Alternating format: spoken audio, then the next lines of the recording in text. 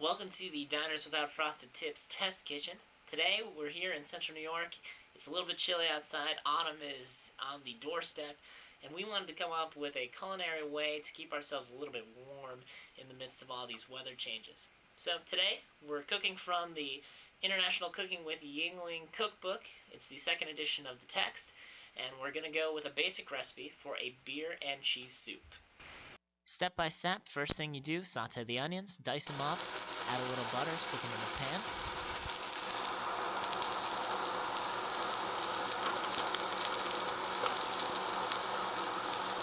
Following that, it's time to make the broth straight away, so that can go right into the saucepan as well. You want that thick texture for a beer and cheese soup.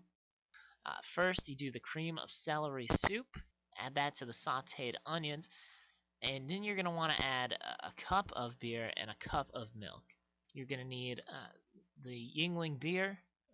I just use that because it's the namesake for the cookbook, but then you also want the milk. It's just using whole milk. I did it with skim. It worked out fine in the end, but judging how much you want that richness in your broth, you could opt for the whole milk as well. At no point do you want this soup to boil, so make sure your temperatures are low enough that your soup is getting warm, but it's not coming up to a boil.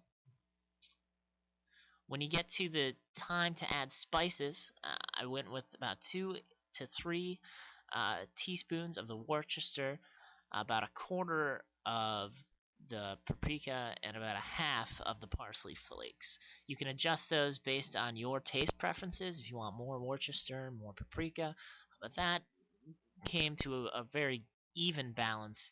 The final step after that, pretty easy recipe. Once you have all your ingredients mixed together, it's time to add the cheese. It's going to seem like a lot of cheese. I did about 3/4 of a pound of the shredded cheddar. Once you add that in there, you want to mix it until the cheese has melted completely.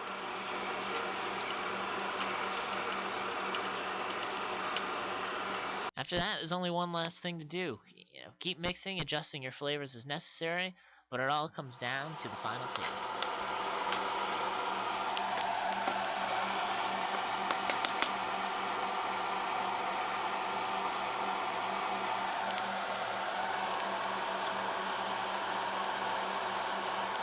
That's alright.